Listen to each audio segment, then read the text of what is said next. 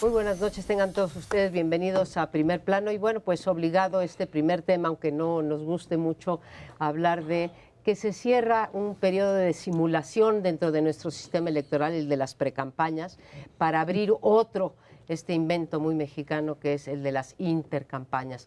Los dos simulaciones, el primero porque pues había 3 candidatos, además de los independientes, y pues se aprovecharon de los 60 días de precampañas para que es que no llamarnos al voto, pero pues sí estaban haciendo su mejor esfuerzo, bastante fallido, por cierto, pero sí lo hacían. Y se inicia un periodo rarísimo en donde van a tener que guardar una especie de silencio, aunque los consejeros del IFE nos han dicho que no es una etapa de silencio, y tienen razón porque pueden aparecer, por ejemplo, en los noticieros, pueden aparecer en una entrevista, podríamos aquí tener sentados a cualquiera de los 3 candidatos y les podríamos decir que cuál es su diagnóstico sobre México, y nos podrían decir cuál es su diagnóstico, pero no nos podrían decir qué piensan hacer con respecto a eso, como si uno pudiera hablar del diagnóstico sin hacer una crítica, ¿no? O en algún sentido llevar algún tipo de propuesta, ¿no?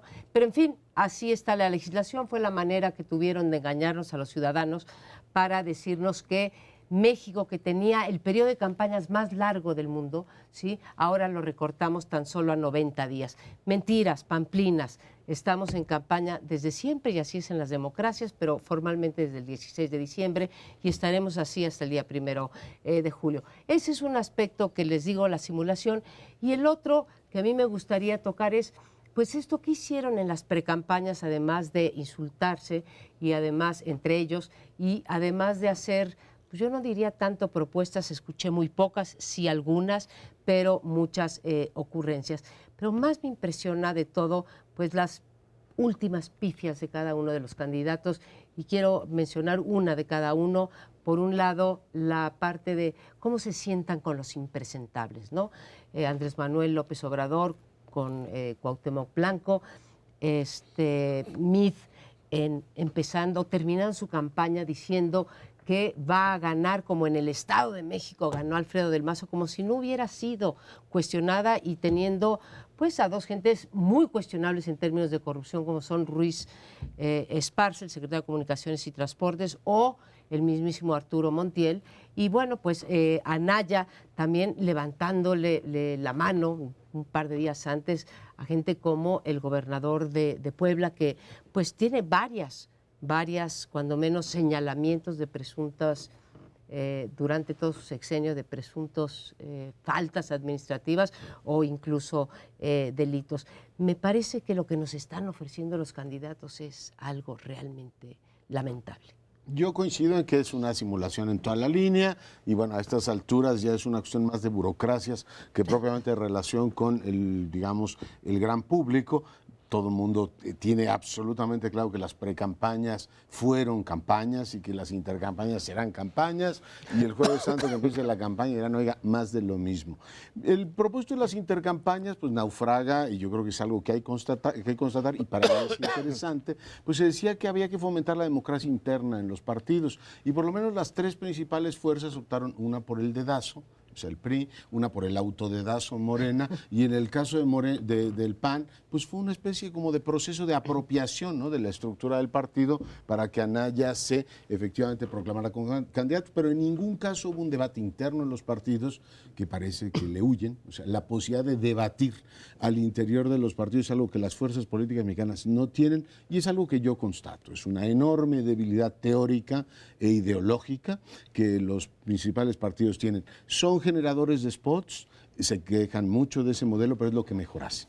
Y la verdad es que lo hicieron bien. Ves un López Obrador que termina su precampaña en una magnífica posición de campo. El tipo fue simpático, se rodeó del Bester Gordillo y de todos los demás y no parece que le cueste demasiado. Incluso dijeron, no hombre, vamos a poner a Fausto Vallejo en Morelia, y si quieren, decía Tatiana Cloutier, voten por López Obrador y voten con B grande al otro. En fin, creo que lo libraron bastante bien. Por el lado del revolucionario institucional, bueno, pues dar a conocer a su candidato. Yo creo que la precampaña les funcionó como para cuestionarlo y medir el grado de cercanía que tiene con los priistas, que no parece ser mucha. Y por el lado de Anaya, pues literalmente sentarse sobre una estructura partidista y correr a varios cercanos a su partido y de paso, bueno, hacer una alianza con el PRD y una vergonzante con Movimiento Ciudadano. Porque en Jalisco les dicen, vamos enfrente, pero tú no te acerques a mí para que no Sin me quemes banderitas. demasiado. En fin, yo creo que a ellos les resultó muy bien y al pueblo en general pues está absolutamente claro que esto de que eran precampañas no se las creyeron ni ellos. Lo que sí creo que hay que tener muy en cuenta es qué tipo de cosas se permiten ahora o no, por aquello de que puedan en un momento determinado contabilizar pues todo aquello que tiene que ver con el gasto, ¿no? Porque finalmente creo que si algo va a generar una gran intensidad política en julio, va a ser cuánto gastaron cada uno de los candidatos y qué se va a computar como tal. Así es que vamos recordando todo lo que han hecho y al final dicen, oye, rebasamos el tope de gastos de campaña. Pues sí, compañero, pues llevas 6 meses en campaña, ¿cómo lo vas a rebasar? Bueno, en mi caso le hice un seguimiento muy cercano al tema de seguridad, de lo que dijeron y lo que callaron. Y en términos de lo que dijeron, López Obrador sacó un decálogo, Anaya sacó 6 prioridades y Meade, Antonio Meade, 5 ejes de una cruzada nacional contra la inseguridad. En términos comparativos, definitivamente lo más elaborado, incompleto, pero más elaborado fue López Obrador. No hay ninguna duda sobre los planteamientos que hizo, polémicos, por supuesto, pero hay ahí un boceto de programa. Lo más lamentable de los 3 es que los silencios. El silencio más ominoso es que ninguno se refirió a las víctimas. Tenemos un país de víctimas, millones de víctimas, y ninguno se habló de ellas como parte de su política de seguridad. Es como si no existieran.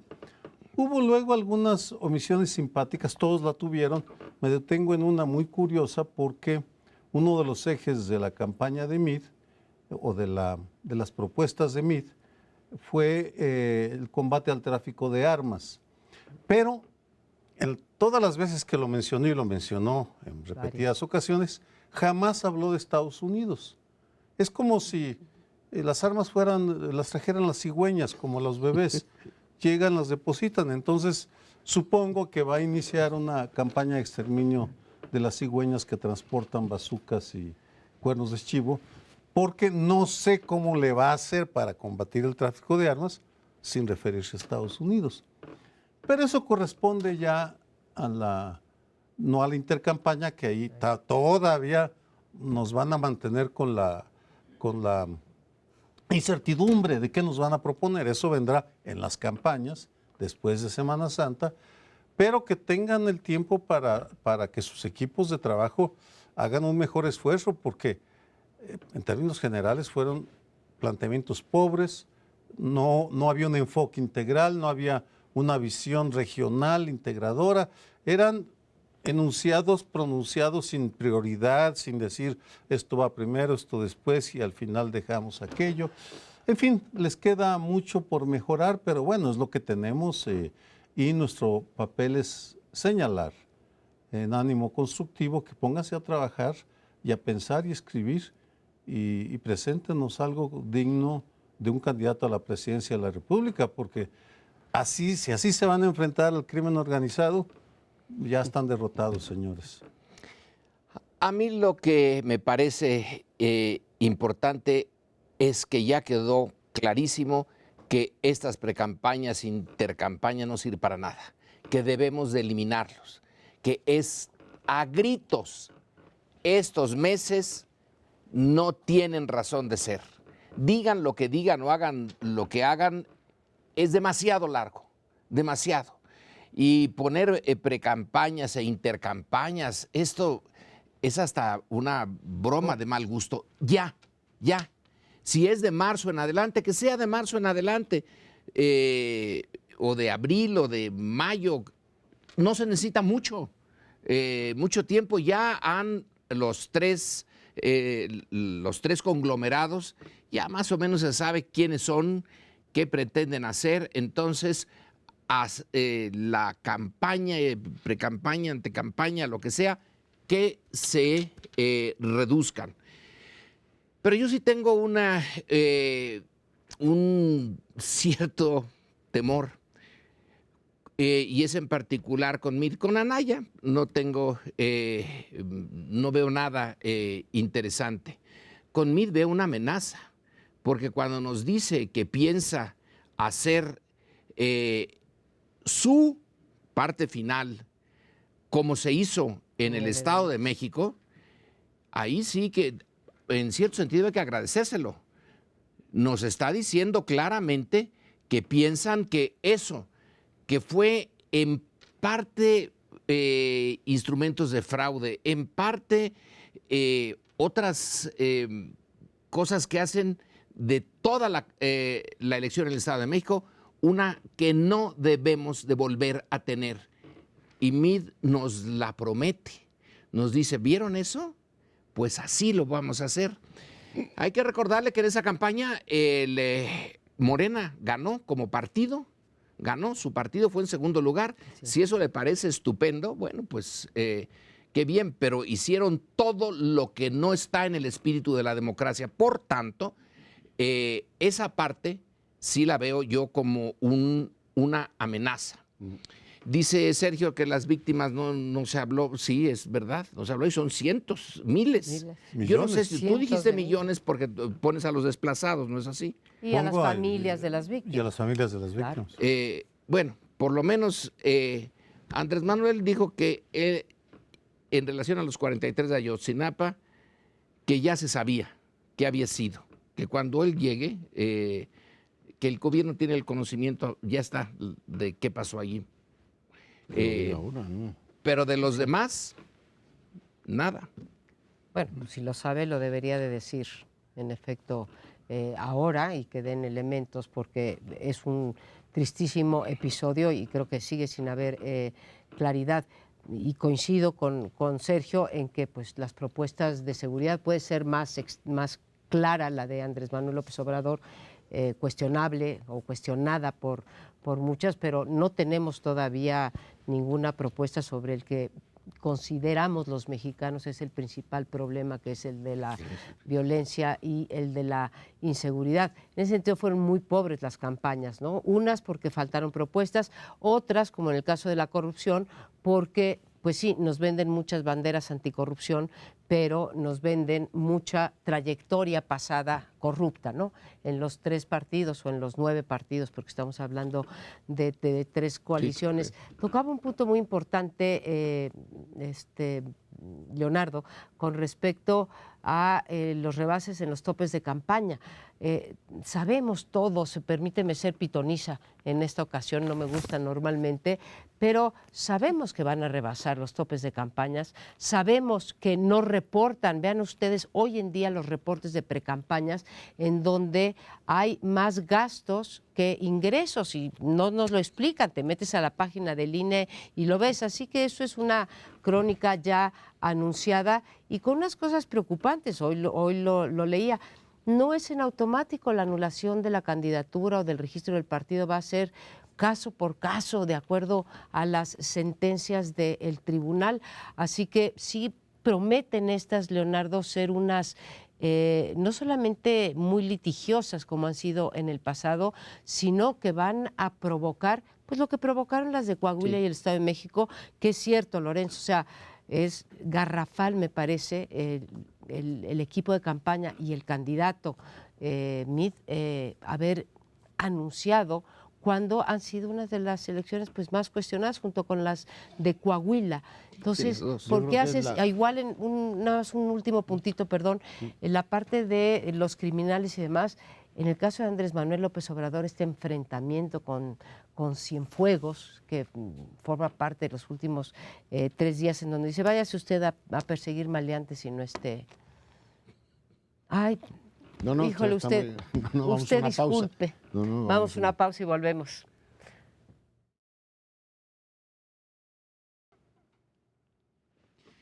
Bueno, pues en esta segunda parte quiero poner como tema de discusión lo que es una fotografía y además un video y que refleja una situación muy desagradable de México. Me refiero a la fotografía que saca, por ejemplo, La Jornada en el día de hoy.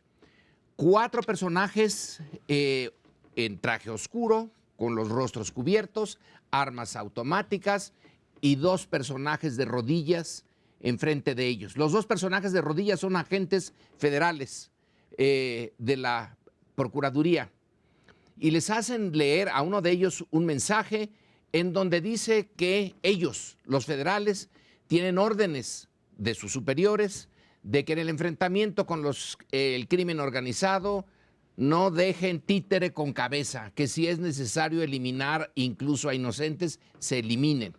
Bueno, uno no puede creer en el mensaje que fueron forzados a leer, pero el hecho mismo que se humille así al Estado, o lo que queda del Estado, lo que alguna vez fue el Estado mexicano, que salgan, publiquen, hagan evidente que ellos pueden capturar a esos agentes y que la suerte de esos agentes está en sus manos, que pueden matarlos o pueden soltarlos o pueden hacer lo que quieran con ellos.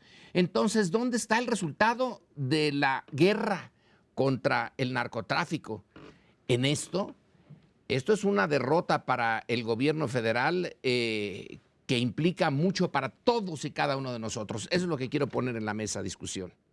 Bueno, lo que está reflejando es una modificación en la cultura del crimen organizado, porque en el pasado, cuando se crea los años 20, 30 del siglo pasado, uno de los acuerdos implícitos es que los capos iban a obedecer al gobierno cuando la Secretaría de Gobernación, que era la encargada de tutelar esa relación, se los ordenara. Eso ha ido desapareciendo en la medida que se ha debilitado el Estado y se ha fortalecido el crimen organizado. Y de hecho, por ahí después del 2006, por supuesto, cuando inician las guerras, hay un momento en el cual algunos carteles se sienten en libertad de retar abiertamente la autoridad del Estado. Un caso parecido, muy simbólico, fue en una investigación que ya publicó el colegio, que coordiné, sobre el control Z de la cárcel de Piedras Negras. Sí. Es que el lugar donde asesinaban y quemaban a los que llevaban a la cárcel era frente a la Torre de Vigilancia 6. Era una manera que tenían, es decir, no lo hacían en un lugar discreto, se paraban enfrente de la torre, bajaban a todos los guardias y ahí quemaban a los cuerpos. Es ese deseo de demostrar que ellos no solo son más fuertes que el Estado, sino que lo pueden humillar, retar y humillar. Pues se están revelando como más fuertes que el Estado. O sea, cuando vemos las tasas de homicidio doloso, de secuestro, incluso si nos movemos a otro tipo de homicidios que no nos afectan cotidianamente a nosotros, como sería el caso de los huachicoleros, que tampoco pueden, es parte del crimen organizado, además un negocio aparentemente pues más rentable incluso que el secuestro, ¿no? El ordeñar estos ductos, y es un gran desafío porque el Estado mexicano o no puede o no quiere ver dónde están esas tomas clandestinas que hacen que después se desplome la gasolina en una cierta parte del país, en el noroeste, hasta el 70% en los expendios de gasolina, porque venden, si la Magna cuesta 18 pesos o así, la venden a 10 pesos y pues se desploma esto, ¿no?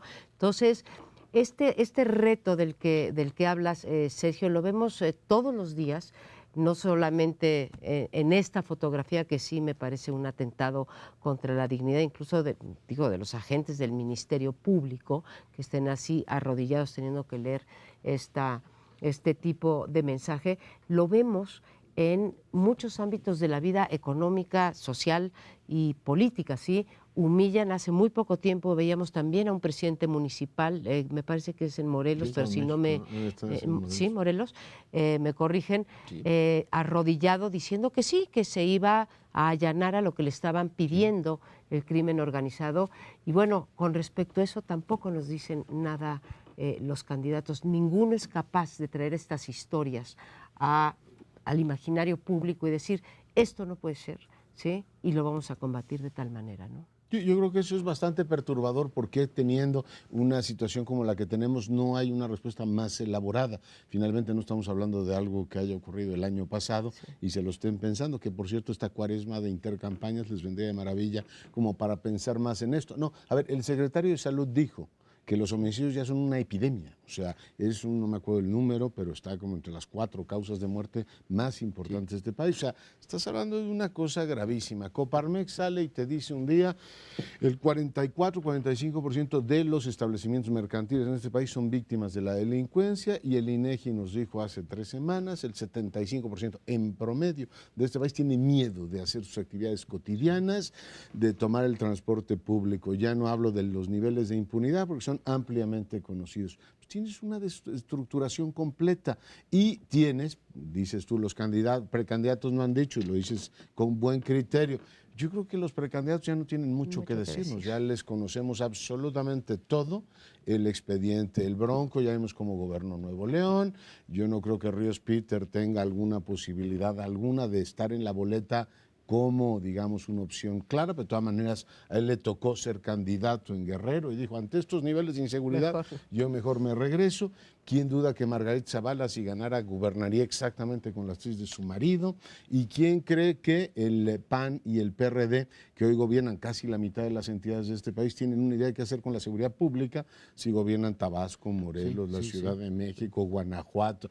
No sigo. Tamaulipas, es decir, imaginar que eso va a cambiar. Y López Obrador, pues ya gobernó la Ciudad de México y recordamos lo de la marcha de los pirurris y todo lo demás, y buena parte de la gente que está con él estuvo desde Batis hasta Durazo, con él desde entonces. Por tanto, yo sorpresas no tengo en esa materia. Lo que sí veo es que el Estado se degrada, y ahí termino, hasta extremos en los cuales a un agente federal lo pueden humillar así. Antes la delincuencia decían, métete con un local, pero nunca te metas con un federal. Ahora humillaron un federal y el Estado mexicano no se puede defender. ¿Puedo añadir algo? No son solo los candidatos, sino los gobernantes. Lo que mencionaste, inevitable pensar en Miguel Ángel Mancera, que se la ha pasado negando durante un sexenio, o los años que lleva gobernando, lo que vemos día a día, que es el avance del crimen organizado. Y Estado de México y Guanajuato, y tómate el Estado que quieras. Y el partido que quieras. En el análisis de la guerrilla, que es básicamente política, se señala, si no la derrotan, gana. No necesita necesariamente tomar el poder y acabar con el gobierno con el que está enfrentándose. Claro. El hecho de que no la derroten es un triunfo en sí mismo, es un triunfo. Claro, el caso de Vietnam es el más obvio de todos. Al final tomó el poder. Aquí llevamos, ¿qué? 11 años de guerra abierta, más la que empezó con Echeverría, ¿no? Con la Operación Cóndor en los años 70. Llevamos muchísimo tiempo y no los han derrotado o no los hemos podido derrotar. En cierto sentido se puede decir que están ganando. Y esta fotografía, la que sale hoy en varios medios, recuerda muchísimo al Estado Islámico. Es decir, es la misma forma como el Estado Islámico le dijo al mundo, ya no digamos a Siria o a los gobernantes en Irak, es decirle al mundo, yo te pongo de rodillas a este inglés, a este norteamericano, y lo voy a matar delante de ti y a ver qué haces. En otras ocasiones el crimen organizado sí los ha matado delante de quien está tomando el video y luego el video lo suben y el que quiera verlos, yo no, pero quien quiera verlos, ahí está. No lo hicieron en esta ocasión, pero es el desafío, digamos, del siglo XXI al estilo de Estado Islámico. Sí. Es terrible lo que estás diciendo, porque en efecto, en efecto lo que están haciendo es ponerle un desafío. Bueno, el desafío de la inseguridad ahí está, pero se están burlando del Estado, le están diciendo yo puedo más que tú. Decías quién estaba ganando la guerra, yo la última encuesta que sí se te cae el alma al suelo, en donde preguntan no quién está ganando, quién es más poderoso. Es el Estado mexicano, las autoridades, creo que preguntan en particular es de parametría, el Poder Ejecutivo o los integrantes del crimen organizado, y 20% más de los que contestaron que el Ejecutivo contestaron que el crimen organizado. Ya cuando la población percibe, no que está ganando, insisto, sino que es más poderoso, tiene más poder de fuego, de control, en fin, el crimen organizado, es que estamos ya en un proceso de desinstitucionalización que no estamos previendo. Es aquí donde entran las víctimas. Otra vez, sí. Vamos, es inevitable porque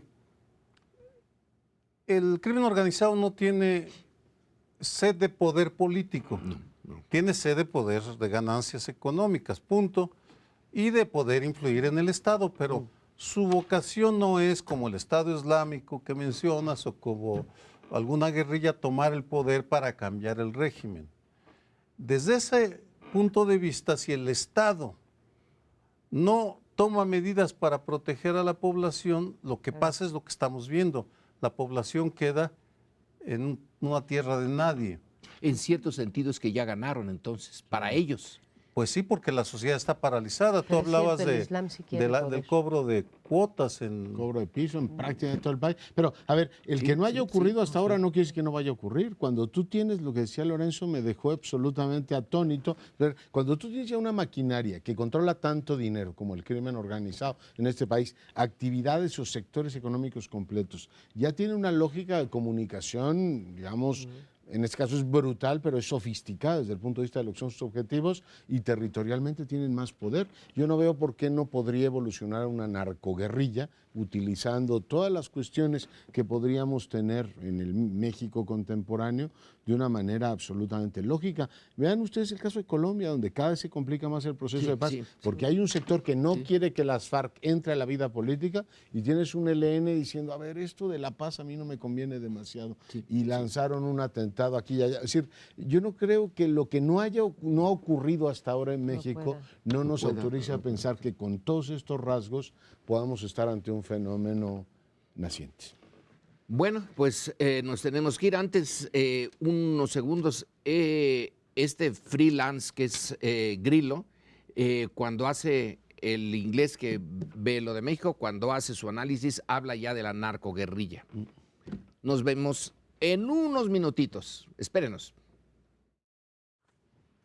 La Ciudad de México, la capital de todos los mexicanos, tiene una particularidad, porque aquí se discute toda la política nacional, y cuando hablamos de los temas locales tienden a diluirse de una manera sorprendente. Por ejemplo, decía Martí Batres hace unos días que iban a impugnar varias cosas, entre otros que nuestro Congreso, nuestra Asamblea Legislativa cuesta 2.500 millones de pesos, más del doble de la del Estado de México.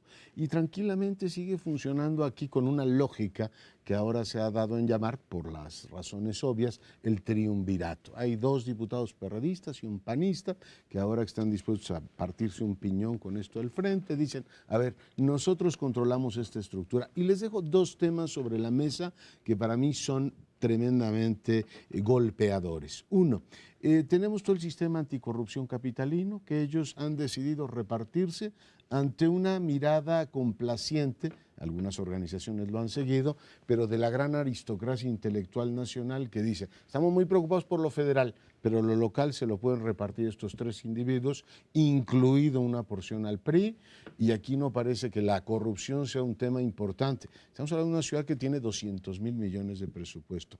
Y lo segundo es que los recursos de la reconstrucción después del terremoto, devastador terremoto del 19 de septiembre, que empezaban a repartirse con criterios nuevos, es decir, con participación social y de manera transparente, a la Asamblea Legislativa, este triunvirato, que son Toledo, Luna y Romero, dijeron, ¿y qué les parece si nosotros autorizamos los presupuestos y le vamos dando en plena época de campañas? Dirán ellos que estamos en la intercampaña, pero da igual, como ya lo comentamos en el primer bloque, le damos un sesgo así político, corporativo. Y la verdad es que a mí me parece, yo se los dejo ahí, escandaloso que un periódico nacional esté documentando cómo gobierna Toledo, Coyoacán, y que el Frente nos esté diciendo que van a plantear un régimen nuevo para el país. Yo digo, ¿cuál es el régimen nuevo? ¿El que nos han administrado en la Ciudad de México? ¿O Alejandra Barrales hablando de una nueva coalición Dice, "Oiga, pues llevan 20 años gobernando ustedes y en vez de haber democratizado y profundizado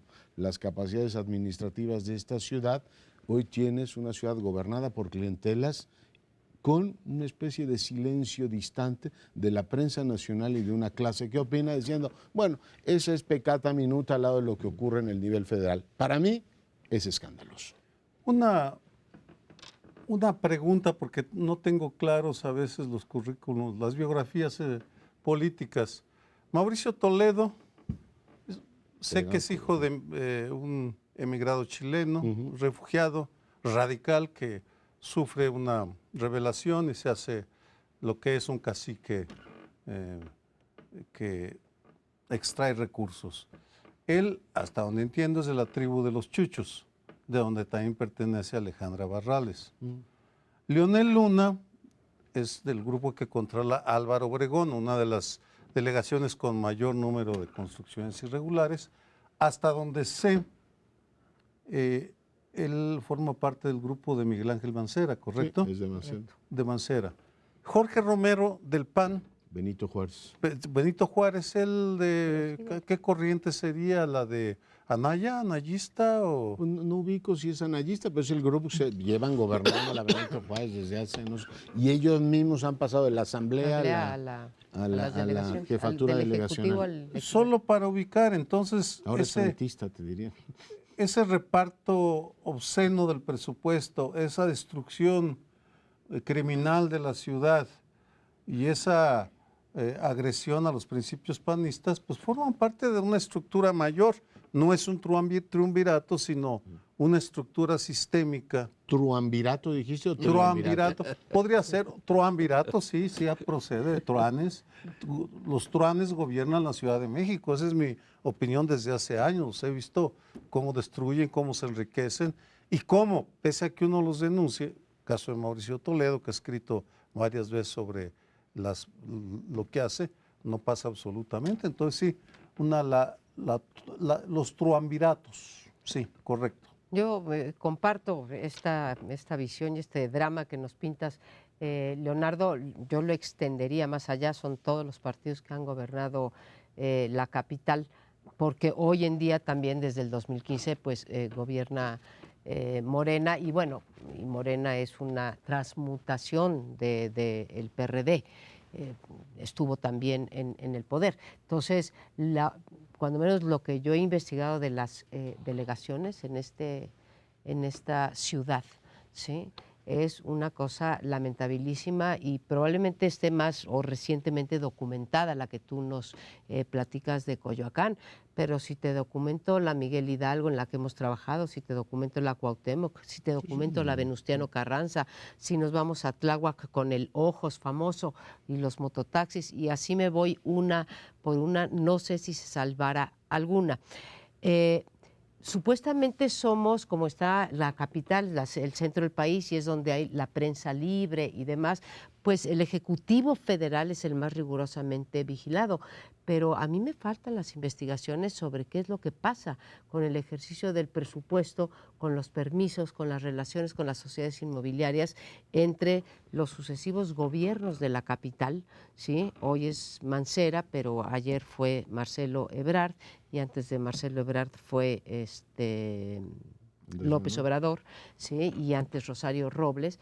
Y lo que hemos encontrado, gente como Sergio y yo, que hemos estudiado ese asunto, es realmente, merece el adjetivo de delincuencia organizada. ¿Por qué? Porque hay contubernio entre públicos y privados, y hay un desvío de recursos y hay un clientelismo como el que sabemos que hay en Iztapalapa, en donde lucran con la necesidad de la gente porque es un lugar donde no hay agua y tú quieres llevar, y lo trató de hacer, y además digo, puedo dar el nombre, ¿no?, investigadores del CIDE como Ana Laura Magalón, que trataron de llevar agua ahora a raíz de los sismos, no podían entrar si no era con permiso de los jefes de las clientelas. Durante un tiempo Entonces, supusimos que los cacicazgos pertenecían al México rural, que ese era su hábitat, y que la urbanización iba a diluirlos.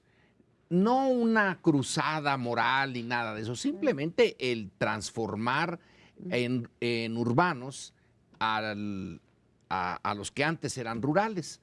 Pero lo que nos hemos topado es que el cacicazgo tiene una capacidad enorme para sobrevivir en un sitio urbano, y no solamente en una urbe, sino en la urbe mexicana, sí. esa que Sergio Aguayo le gusta decir que tiene una cultura política diferente a la del resto del país, y contrastarla con el Estado de México, que sí es un estado de caciques. Pues en realidad podemos tener una cultura distinta, pero estamos atrapados en las mismas redes prácticas, de poder y de corrupción que podemos decir, no que fuera de México todo es Cuautitlán, sino que todo México, incluyendo la Ciudad de México, es Cuautitlán. ¿Sabes cuál? Una breve. ¿Sabes cuál es la diferencia? Que aquí lo podemos decir. Por ejemplo, los reportajes de la jornada sobre Coyoacán, al que te referías, la serie de reportajes sobre Coyoacán es un ejemplo. Busca en el Estado de México un medio impreso dispuesto a escribir la corrupción en Ecatepec. Sí. Cualquier municipio. Yo estoy completamente de acuerdo contigo, tienes toda la razón. El gran problema es que aquí se dice y no pasa nada, porque no hay contextos de exigencia en la ciudad. O sea, lo que estamos diciendo que publicó la Jornada de Toledo, Reforma se ha cansado de publicar hasta cuestiones de personas que han tenido que refugiar en Canadá de Toledo y están tan panchos como si no hubiese ocurrido. El tema del dinero en ¿cómo se llama?, de la Asamblea Legislativa, que es como la partida secreta. Es como el ramo 23 de Hacienda, que te da como para gobernar el país. Aquí con 2.300 millones hacen y deshacen con las clientelas. Dicen que diga ser Aguayo misa sobre las corrupciones inmobiliarias, la construcción de la supervía y todo. Me da igual, yo gano la elección exactamente igual. No, lo perturbador de esta ciudad nuestra es que tiene más consecuencia lo federal. Y perdón que regrese al otro punto. Todo el mundo está con que el sistema federal anticorrupción, muy bien, yo lo compro y me formo en esa fila.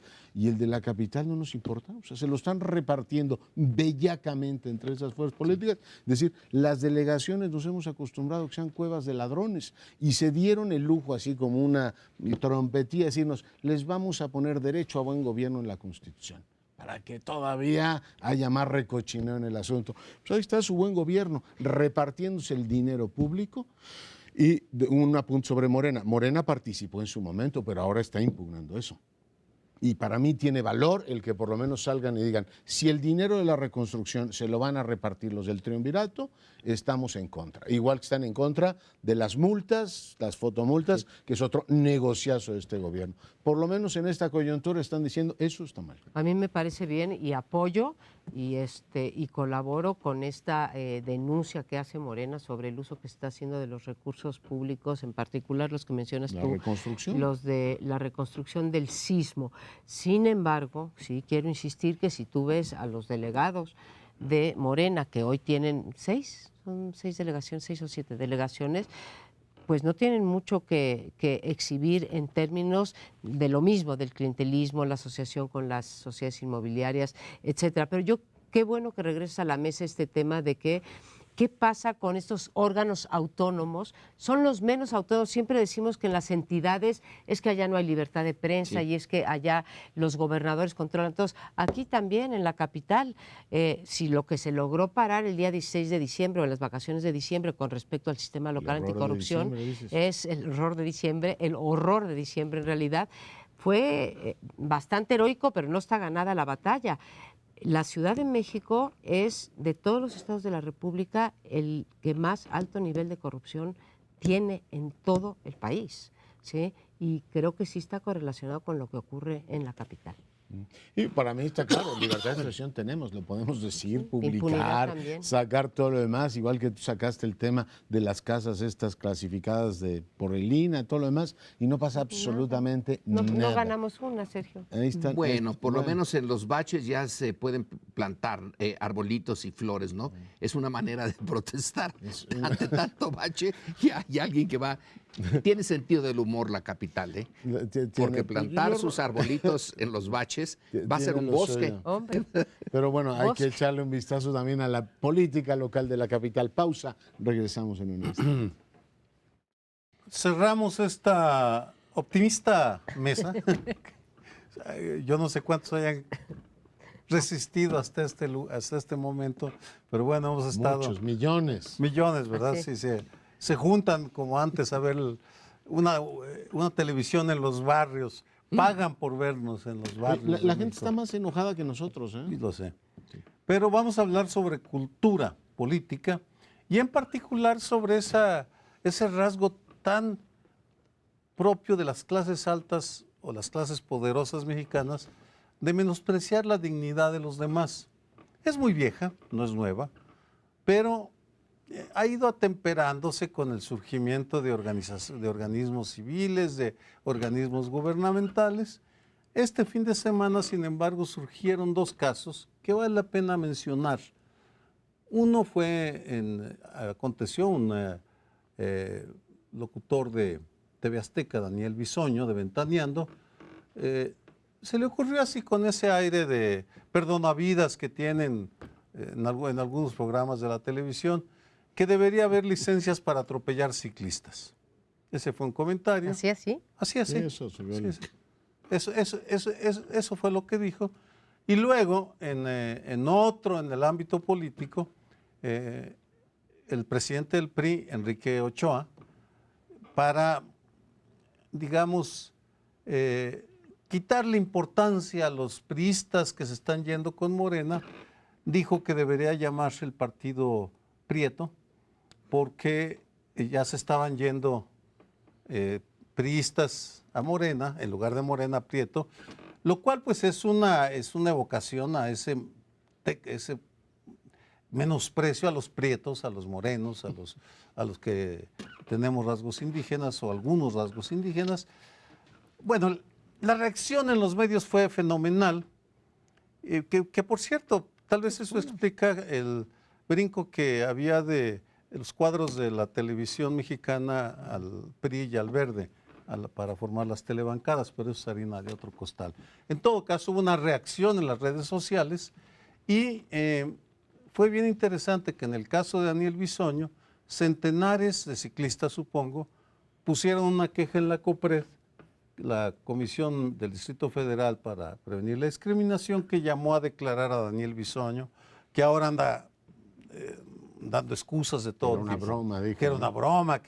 Lo mismo dijo Enrique Ochoa. Sí, también, que no tiene sentido del humor, pero a él no hubo institución que lo llamara a declarar. ¿Qué le pasó a la CONAPRED? Vamos, están muy lentas de reflejos. Necesitan en esta época salir para frenar esas exabruptos de mal gusto de nuestros políticos. Es mal gusto, pero es un reflejo de una cosa muy antigua y es que todavía se preserva el carácter colonial en nuestro país. Hay unas herencias coloniales enormes y entre esas está que las clases altas o las que tienen un color minoritario frente a lo que era el grueso de la población original, hacen del color de la piel un signo de superioridad. En ese sentido estamos similar a lo que está pasando en Estados Unidos, Claro. en donde también se está volviendo algo que se creía ya diluido. No, señor, se vuelve a poner ese elemento que allá es de la esclavitud, aquí es de la colonia. Parece que avanzamos muy lentos. Tú te fuiste un paso adelante, digamos, de lo que denunciaba Sergio, diciendo que algo lleva, ¿no? O sea, viene desde la colonia y es un signo de superioridad. Creo que a mí me gustaría dar otro más. Es una realidad de superioridad. Es cierto que en este país, sí, todavía los blancos, los que se distinguen por su color de la piel, independientemente de sus atributos profesionales, personales, de trayectoria, etcétera, llevan una ventaja y seguimos reproduciendo eso. Y creo que para muestra un botón, o sea, en efecto, la élite económica en México y la élite política, ¿sí? Se ha ido lo que dicen blanqueando, ¿no? Y se asume que ese blanqueamiento, como si tuviera algún valor, el el ser más o menos oscuro de la piel o más o menos blanco de la piel te diera ventajas que te las da en el mercado de trabajo, pero se manifiesta en nuestras conductas desde con quién te casas, a quién contratas, etcétera. Esta cuestión de la discriminación es un rasgo que está en México cultural, no por eso que lo llevemos en el ADN, no vayan a malentender, pero es un rasgo estrictamente cultural. Sí, En no, este país, absolutamente, y la lo estructura repito. está así. A mí me pareció bien la reacción de la colectividad rechazando estas cosas, ¿no? Es decir, vería las dos que un, digamos, presentador de televisión tenga esta expresión absolutamente desafortunada, genera no solamente un vacío, la gente dijo, ay, mira este señor qué cosas dice, no, verdaderamente hubo, además el lobby ciclista está muy bien organizado, hubo una reacción diciendo, a ver señor, usted no sabe el chistoso con esto, estamos hablando de una cosa muy seria, y finalmente él trata de minimizarlo, pero a mí la reacción me parece, subrayo, saludable, y qué bueno que todo mundo en las redes sociales diga, a ver, no puedes decir cualquier barbaridad porque tienes efectivamente una comunidad que es muy sensible a este tema.